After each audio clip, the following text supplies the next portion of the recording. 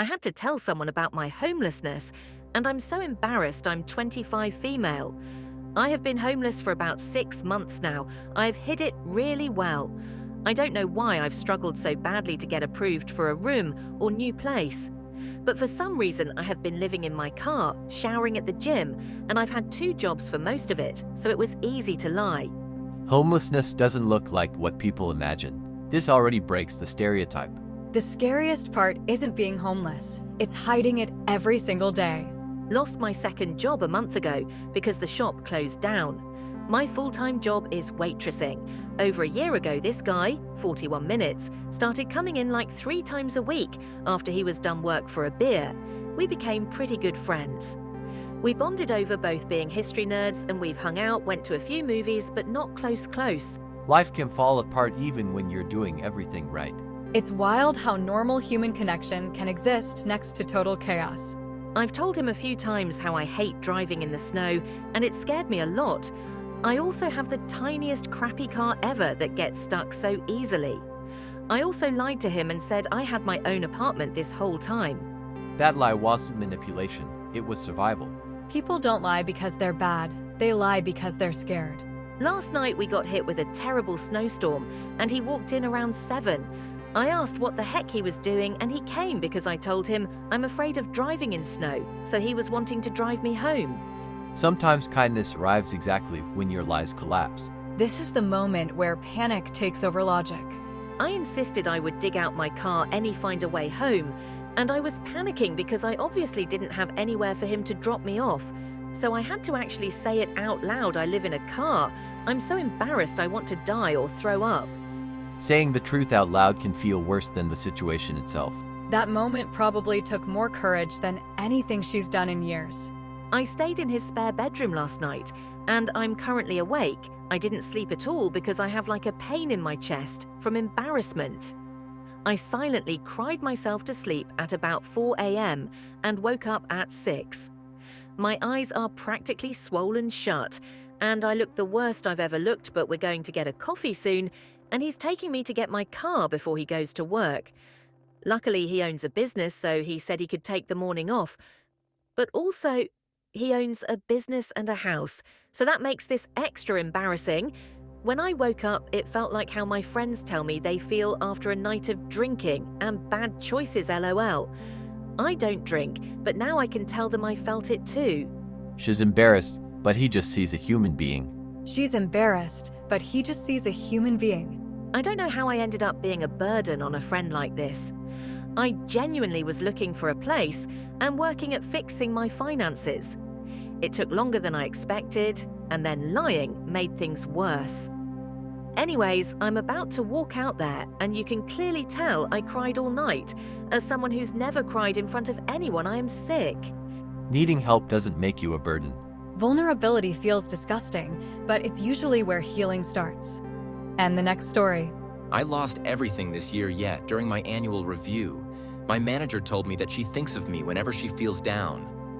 I lost so much this year. Sometimes life takes everything at once, not to punish you, but to see who you are when nothing's left. That contrast already hurts. Lost everything and yet someone sees you. That's powerful. I hadn't lost my girlfriend and she moved to someone else. She was my best friend and we broke up because she's queer and I'm straight. And despite me being supportive of her sexuality, she wanted someone who was queer like her. Losing someone you love for reasons you can't fix is one of the quietest kinds of pain. And the worst part, nobody's the villain here. Sometimes love just doesn't survive reality. My mom forgot who I was this year. Her responses when she is bedridden are now automated. She forgot my birthday. She forgot all of the inside jokes we shared when I was a kid. I also found out she cheated on my father, which led to their divorce over a decade ago. Although he had it coming, being a verbally abusive narcissist. When a parent forgets you, it feels like losing your past, not just a person. And then learning hard truths on top of that, it's like grief stacked on betrayal. I found my father doesn't give a fuck about my feelings this year. No surprise. I learned this year that none of my family even considers our household close enough to be considered family and only comes over when convenient to them. Blood doesn't make people family. Effort does. Realizing you're emotionally alone while surrounded by family hits different. My grandmother was diagnosed with Alzheimer's and found a cancerous lump in her stomach. Yes, again, all this year. Some years don't knock, they just keep taking. And somehow life still expects you to keep going like nothing happened. Even about myself, I learned I have severe sleep apnea, and honestly, I let the unaliving ideations control me for the majority this year. When your own mind becomes the enemy, surviving is already a victory. This part is heavy and real. Way more people feel this than admit it. And yet when I had my annual review this year, my manager sat me and told me that I was her best performer, that she loved my attitude and the way I treated our team because in every single meeting, manager, VPs, standard analyst, they all recommended and were amazed by me and loved having me around. Imagine being broken inside and still showing up as the best version of yourself. She told me, in a non-sexual way, that when she is dealing with work stuff or overloaded by meetings and responsible, she told me that she thinks of how I would react and calm myself as I would at my desk. I'm expecting a large bonus this year because of my influence on my team. That's leadership without a title. Being someone else's calm, that's rare and priceless. I was over the moon today. She doesn't know that I was so close to never waking up again. I want the pain to stop, and she stopped it for a moment. Thank you, manager lady. You have no idea how much I needed to hear that I mattered. One sentence can save a life, even if the speaker never knows. If you're watching this, you matter more than you think, even on your worst year. Wow, that was intense. The two stories not only captivated us, but also glued me and Alicia to the microphones. I hope you felt it too. Until next time. I tried to post this story, but only the picture posted. I will not be posting the picture in this one. This is my first ever Reddit post, so I'm trying to figure it out. This story is hard to write, and it's a crazy ride and a long one, and I am going to be going to therapy for it soon. This story needs a bit of background info that is important to the story, and I'm going to try to be as transparent as possible. I will be changing names for the sake of identities. This is a throw account. Some stories don't start with a drama. They start with a warning. To start, my father, Jack, has been with his partner, 37F, Amy, for 10 plus years. I was raised as a young child to love and adore my dad. But when I was around 8 to 14 years old, my dad had left me and my two siblings. I was the middle child, and pretty much was in and out of our lives for a long time. He was not a fit parent at this time. My parents were young when they had us and were forced to get married due to religious reason. Neither of my parents kept that religion. When I was 16, my father had been with his Amy for around 4 years, and me and my siblings had a hard time accepting my dad's partner in the beginning. I never thought of her as my stepmom at that time. I am very close to her now, and family to me is very important. Amy and my dad had another child when I was 17, and that child is the light of my life, who is the youngest of all of us. I was present for the child's birth, and they are my everything. Family can be broken and still be everything you have. At that point in my teenage years, I moved in with my dad and Amy because they finally had a large enough home for all of Amy's kids and me. Not long after that, Amy allowed her brother, Caleb, who was in his early 20s at the time, to stay with us. I had never met him before and didn't even know about his existence until he arrived. This is where things start to get complicated. Looking back now, I understand that I was still very young and didn't have control over a lot of what was happening around me compared to the other adults in the situation. Caleb was kind to me, and we quickly became close as friends. He also built a good relationship with my mother, who has always been very open and is my best friend. Amy and Caleb argued frequently, and my father usually stayed out of their conflicts. Over time, Caleb and I grew closer than we should have. We began a relationship without my father and Amy knowing. My mother was aware of it and accepted it at the time. We both understood that many people would see the situation as wrong, but we continued anyway. There was a significant age gap, and he was the brother of my father's partner. I don't know if I was groomed into feeling the way I did, but at that time I truly believed that I loved him. Eventually, the relationship ended, and we agreed to remain friends and not allow it to affect the rest of our lives. My father and Amy eventually found out about what had happened. I believe they were aware of it much earlier than they admitted, but no one ever confronted it directly, and it has never been openly discussed. Caleb and I moved on with our lives separately while remaining on civil terms. When you're a kid, you don't see power. You only see the attention. The relationship didn't last, and we agreed to just be friends and not let it interfere with the rest of our lives. My father and Amy did end up finding out about the relationship. I'm sure they knew about it pretty early on, but they did nothing about it, and we don't talk about it. Ever. Me and Caleb continued on with our lives and went different ways while still remaining friends. I met my now fiancé, 26M, Finn, when I was 18 years old, and we didn't get together until last year. He is the love of my life, and he knows all of my dark secrets and even this situation. He is accepting and caring, and he loves me unconditionally despite my past and my faults. I feel the same about him. We got engaged in November 2022, and we cannot wait to spend the rest of our lives together. Sometimes the right person comes after the wrong story. Now, this is finally where the incident happened. My father and Amy, honestly, mostly just Amy, hold get-togethers for various family events. My mom, father, and Amy all get along relatively great, and my mom joins the gatherings at times. My father is a miserable old man who is struggling in life to pay bills, look after Amy's many other children, and be as bitter most days. He has a sense of comedy and can pull himself together to go through life, but he is not happy. There is a history of alcoholism in my family, and usually when we drink, it's a good time. Yet this last get-together, about 2 weeks ago, it was absolutely horrible. Me, Finn, Amy, Caleb, my brother, 25 minutes, and my father were at a get-together and were having drinks. Finn is not a big drinker and only had 2 drinks the whole night. My best friend Anne, 24 female, joined the party later in the evening. She has been my best friend since we were kids and is a part of my family and knows everyone and everything. My father got very drunk and verbally attacked Caleb. Things went very south and a fight ensued. My father shoved me into the wall when I tried to intervene, and Finn was very stressed about the whole situation and went to help me. Caleb left the house and Anne followed after him to make sure he was okay. I ran after Anne and Caleb. While Finn was still in the house having a panic attack, my father drunkenly told Finn I was a whore and to leave my sorry ass.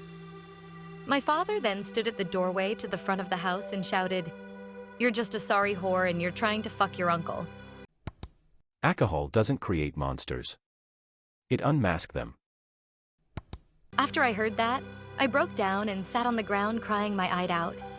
Anne was comforting me, and Finn came out and continued to comfort me as well. I was completely torn and sad. All I wanted to do was go home. Me and Finn live in a different town an hour away from my hometown, where this all went down. All I could do was cry and tell Finn, I just want to go home. So I went into the car and Finn grabbed everything from my father's house. We were supposed to stay the night. Finn drove Anne to her house and then drove us home to the town we live in 1 hour away from my hometown. I called Amy and cried to her and told her how hurt I am. She said I had every right to feel my feelings and she respects my decision.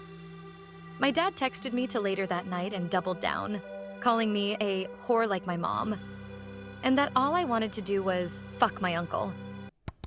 Some words can't be taken back, even if the person who said them is your father. I was absolutely disgusted and hurt. I never seen Caleb as an uncle, and we aren't related in blood. I'm not sure if that matters, but it was so long ago.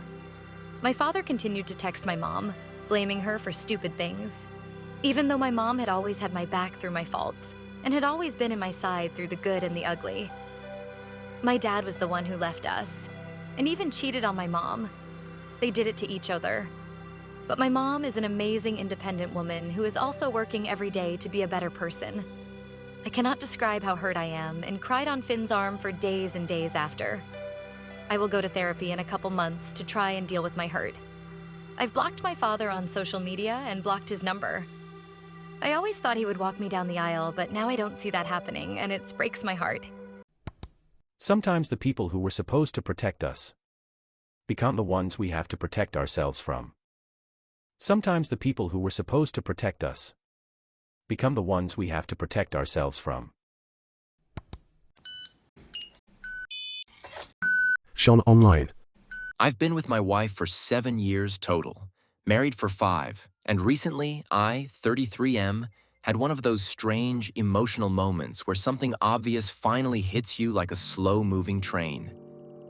I was sitting in the living room, half awake, half scrolling my phone, and I noticed my wife, 29F, doing her usual evening routine. Not the big stuff, just the tiny, almost invisible things she does without thinking. It's wild how the smallest shit is the loudest once you finally learn to hear it. She placed my glasses on the nightstand because she knows I forget. She threw my hoodie in the wash without me asking. She restocked the snacks I like, even though she doesn't eat them. She put a blanket in the dryer so it'd be warm when we watched a movie later because she knows I get cold easily. And she never says anything about it.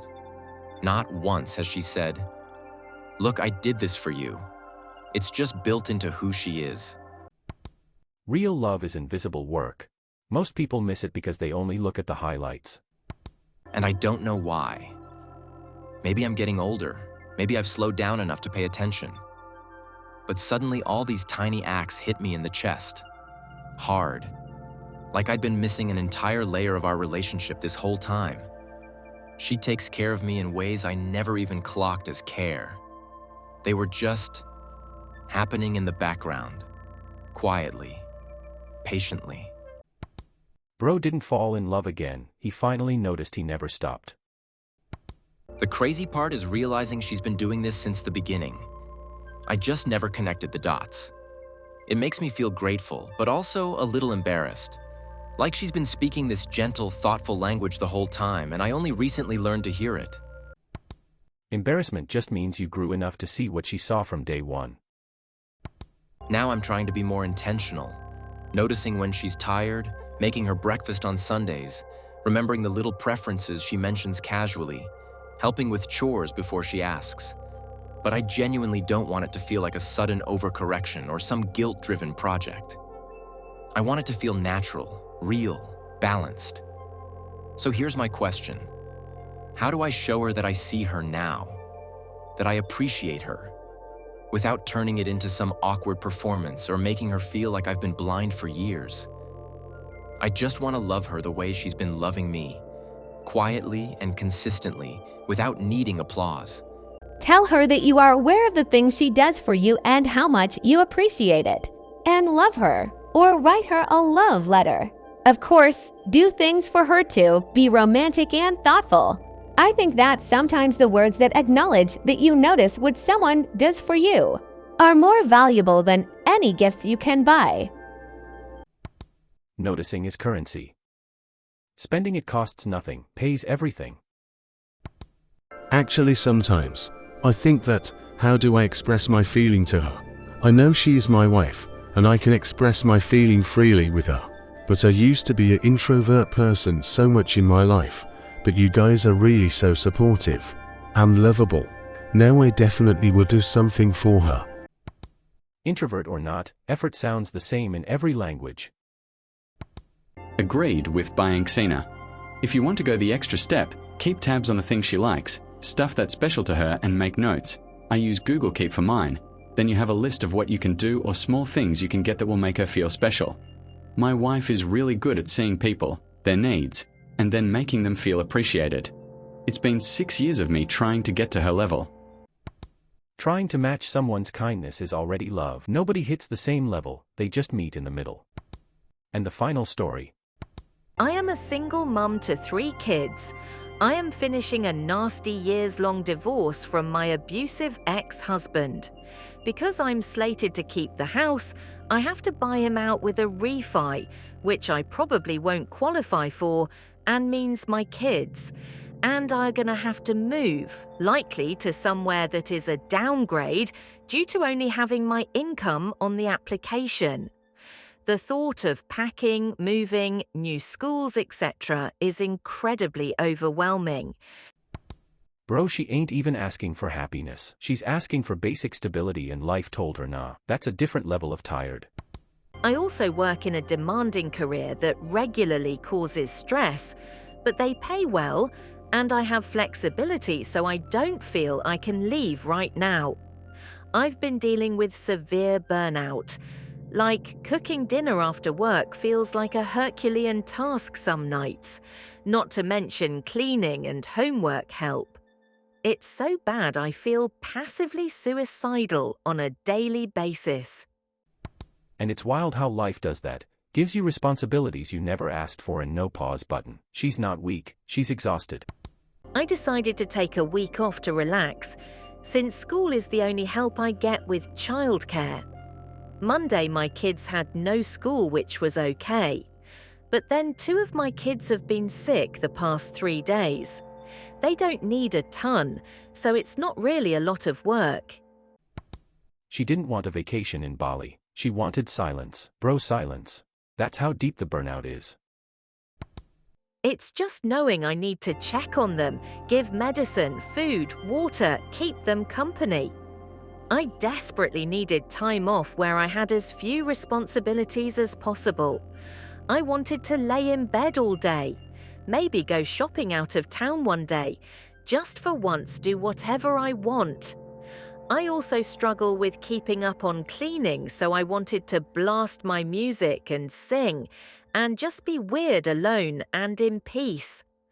I know I sound like an ungrateful, insensitive person. Who could be frustrated when someone you chose to birth gets sick and feels like crap themselves? But I feel like I will never, ever have a break of more than an hour or 2 as a single mum. I really need a break. I am so tired. I am also sober from alcohol for 3 years. And times like this, it is so incredibly difficult not to drink. There is no comfort, just responsibilities that will never end. I fantasize about quitting my job or taking medical leave, but I can't afford to jeopardize my income with so much on my shoulders. And this part hits the hardest because she's doing everything right, and life still doesn't give her a win. Some people don't need motivation, they need a miracle. Okay, there were some pretty heavy stories today. Leave a comment and tell me what you think about it. See you in the next episode. Hello, today I'll tell you a tragic story about a girl who was forced to take up a worse profession. Enjoy! I sold my body to feed my family. They spent the money on parties. I think I got tired of living for everyone else. At 23, I decided to completely distance myself from my family. I didn't say anything. I didn't explain. I just disappeared. This already tells me everything I need to know. When a person reaches the point of disappearing without explanation, it's never impulsive. That decision is usually made long before the action happens. Silence like this is not weakness. It's exhaustion. Since I was a teenager, I had to take on a role that was never mine. My father was absent, and we never got support from his side of the family. As the oldest sister, the responsibility of taking care of my mom and siblings fell on me. There was no choice. It was either that or watch them fall apart. This is forced adulthood, not responsibility chosen, responsibility imposed. When a system collapses, the strongest person becomes the foundation. But foundations are meant to hold structures, not be thanked by them. That's the first quiet trap. Out of necessity and my own survival, I ended up working as an escort. It wasn't for pleasure or out of curiosity. It was pure desperation. What I earned covered food, bills, school supplies, clothes, everything. And I also had to survive. Eat, pay rent, stay afloat. Whatever I had left after sending them money was barely enough, so I kept going even though I hated every second of it. People love judging outcomes. They rarely judge the absence of alternatives. This wasn't a moral decision, it was a survival calculation. When the system gives you two options, suffer or starve, choosing suffering is not failure. It's logic. I hated my job. I hated how it made me feel. But I convinced myself it was worth it for them, for a better future. But eventually, the emotional weight started killing the love I had for them. It stopped being about love and became about guilt. A constant sense that if I didn't sacrifice myself, no one else would. This is where damage becomes permanent. Love can fuel sacrifice, guilt can only drain it. Once guilt replaces choice, you're no longer helping. You're being consumed. And consumption always ends the same way. One day, I packed up and moved to another part of the country. I didn't tell anyone. I just left. From there, I kept sending money. But the more distance I put between us, the more detached I became. I stopped feeling connected. I didn't want to hear from them. I was just the source of money. Distance doesn't break bonds. It reveals what the bond actually was. If presence matters less than money, then money was the relationship. And that's not family, that's dependency. Then I found out the truth. While I was breaking myself piece by piece, doing something that destroyed me, they were spending money on alcohol, parties, and unnecessary things. Like it was normal. Like my sacrifice meant nothing. This is the moment illusion dies. Not because of betrayal, but because reality finally becomes undeniable. People who benefit from sacrifice rarely respect it. They normalize it. That's when I broke. I cut them off completely. No more money, no more messages, no explanations. I disappeared. Not out of revenge, but because I finally understood that no one was going to protect me if I didn't.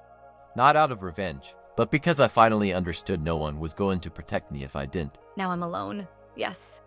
In a new place, starting over. I don't know if I made the best decision, but it was the only one that kept me emotionally alive.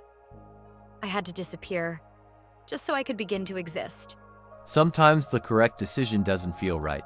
It feels quiet, empty, lonely, but peace after chaos always feels strange. Because for the first time, you're no longer being used. And the second story. I hate my child. I have a 5-year-old son. I hate him. I can't stand being around him. This sentence alone would make most people instantly judge you. But raw thoughts aren't moral statements, they're signals. When someone says this, it doesn't mean they hate their child. It means they are mentally exhausted beyond their limit. Everything is a problem, no matter what you do for him. He is given everything he could possibly want without trying to turn him into a spoilt brat at the same time. When he's nice and happy, he gets pretty much anything he asks for, within reason. When he's nasty, rude, etc., he gets nothing. But this doesn't seem to have any effect on him. He's just nasty no matter what. This is where frustration turns into helplessness. You're describing a system where effort brings zero return.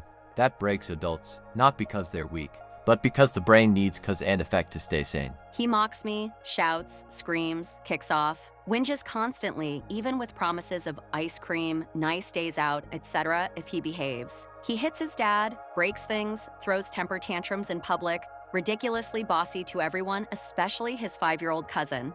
This behavior isn't personal. Children don't attack parents out of cruelty. They test boundaries and control. The issue isn't that he's bad.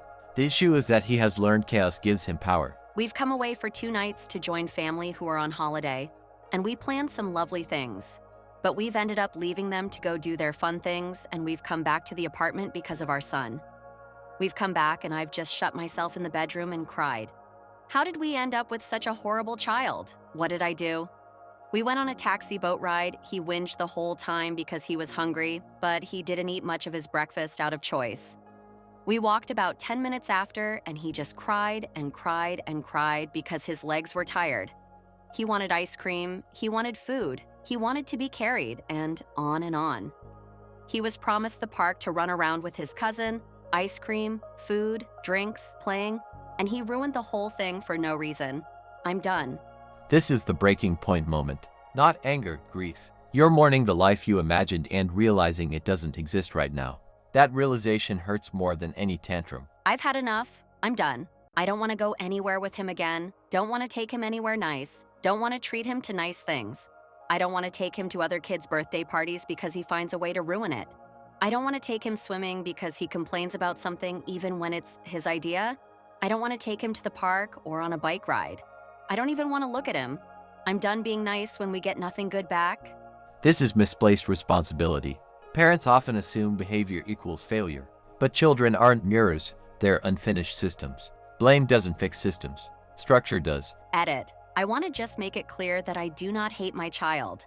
I posted this rant in a moment of frustration and after sitting in my bedroom crying. I may hate his behaviors when he is being difficult, but I love my son to pieces and show him as much love and patience as I can. Thank you everyone for your comments. I appreciate everyone's input and it's given me a new outlook on the situation. I appreciate everyone's messages of understanding, knowing I'm not alone in my parent struggles. Thank you for everyone's advice to get checked for ADHD and other mental health issues. We will be looking into it. And this confirms everything. Love was never missing here. What's missing is support, rest, and understanding of behavior beyond punishment and reward. Acknowledging the problem is the first step toward changing it. Thanks for watching this video. The stories were incredibly difficult. You need to digest everything said here. See you in the next video.